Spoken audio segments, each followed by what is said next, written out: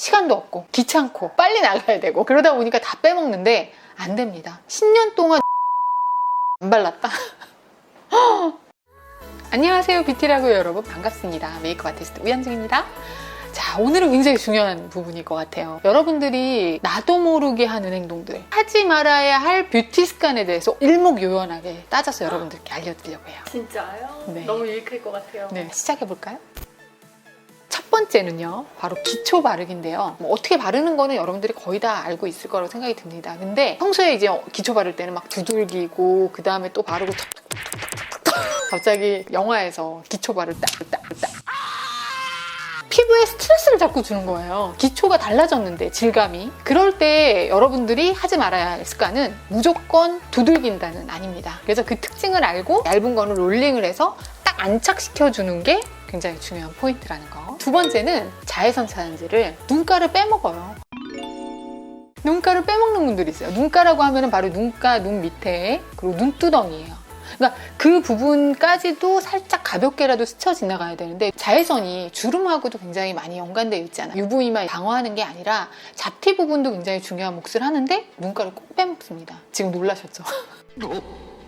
자외선 차단제를 얼만큼 꼼꼼히 발라야 되느냐, 눈가도 그렇지만 이 목에까지도 같이 발라주면 얼굴만 하얗고 목은 어두운 분들이 있어요. 그런 분들은 나 자외선 차단제를 목에도 발라야지 라고 생각을 해주시면 어떨까라는 생각이 들어요. 세 번째는 아이 프라이머를 꼭 바릅니다. 없으면 어떻게 해요 하면 눈가에는 파운데이션 발라야 됩니다. 그냥 눈가에 자외선 차단제도 안 발랐는데 샤도우 올리는 분들이 있어요.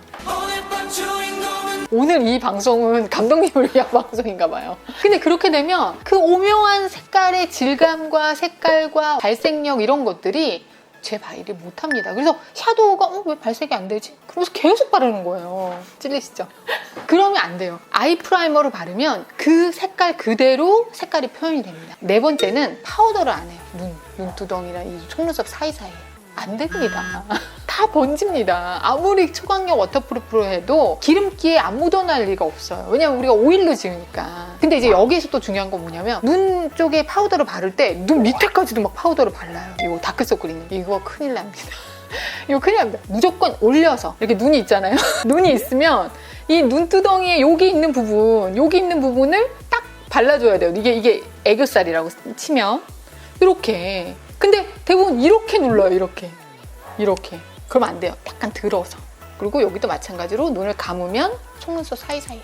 그렇게 꼭 습관을 들여야 된다는 거? 왜 그게 중요하냐? 번지면 어떻게 합니까? 손 댑니다. 면봉 댑니다. 화장 무너집니다. 다시 닦아냅니다. 다시 칠합니다. 파우더만 해도 그 습관을 안 하기 때문에 눈에 스트레스를 덜 줄 수 있다는 거. 그리고 예전에 한번 제가 얘기했죠. 눈은 구멍이 뻥 뚫려 있습니다. 잡아있는 건 여기 근력밖에 없어요. 그래서 자꾸 누르는 힘으로 계속 스트레스를 주면 고무줄처럼 늘어납니다. 고무줄처럼 늘어나면 어떻게 해야 돼요?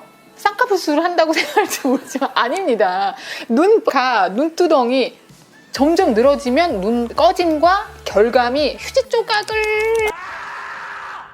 그래서 꼭 여러분들이 파우더 할 때도 조심, 샤도우 바를 때도 조심 이렇게 해줘야 된다는 거. 다섯 번째는 다 파우더도 하기도 하고 요즘 마스크를 쓰니까 파우더를 하는데 안 하는 게 있어요. 바로 눈썹에 파우더를 안 바릅니다. 특히 눈썹 같은 경우는 그냥 뭐 투명 파우더라든가 아니면 모공 파우더라든가 이런 걸 바르기도 하는데 저는 좀 추천해드리고 싶은 건 자외선 차단제가 포함되어 있는 제품을 좀 쓰면 좋아요. 왜냐면 자외선 차단제를 눈썹 위까지 바르기는 어렵거든요. 그래서 자외선 차단제가 포함되어 있는 팩트를 가지고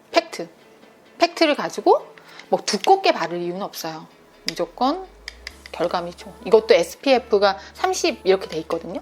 그거를 이렇게 묻혀서 눈썹 위에다가 앞쪽으로 지나가고 뒤쪽으로 사이사이. 많은 양을 할 필요는 없어요. 지금 안 하면 큰일 나요. 왜냐면 눈썹 나중에 뽑히는 경우도 있고 모발도 눈썹이 얇아지거든요. 눈썹이 지워지시는 분들이 있어요. 번들거리고. 그러니까 번들거리는 이유는 그 위에다 파우더를 하지 않았어요. 여섯 번째, 파운데이션 바르기예요.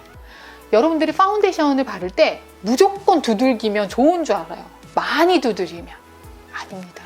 아까 제가 기초 바르기 얘기했죠. 기초 바르기를 손으로 두들겨야 될 질감의 도톰함이 있으면 충분히 두들겨도 되는데 얇아지면 그냥 롤링만 하고 안착시켜준다고 얘기를 했었잖아요. 근데 파운데이션을 정말 내 피부하고 찰떡 맞으려고 그냥 하루 종일 두들기시는 분들이 있어요. 안 됩니다. 스트레스 받습니다. 어느 정도 두들기다 보면 피부 속 수분이 이 스펀지로 넘어가요.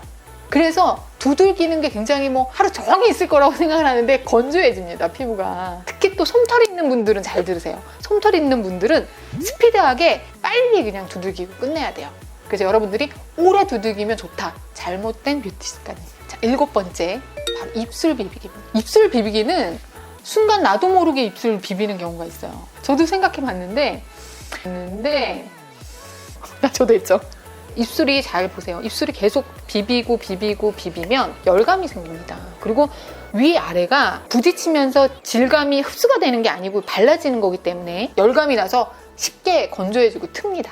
그래서 여러분들이 가볍게만 비비는 습관을 들이면 좋을 것 같아요. 자, 오늘 이렇게 7가지의 뷰티 습관의 나쁜 버릇, 나쁜 뷰티 습관에 대해서 여러분들께 알려드렸는데 여러분들은 어떤 게 속하나요? 순간순간에 내가 이 뷰티 습관만 고친다면 조금 더 늦출 수 있는 시간이지 않을까라는 생각이 들거든요. 무더위 속에 화장하는 거 너무 힘드시죠? 하지만 내일이 더 예쁜 나를 만나기 위한 부분이라고 생각해 주시면 좋을 것 같아요. 구독과 좋아요 눌러주세요.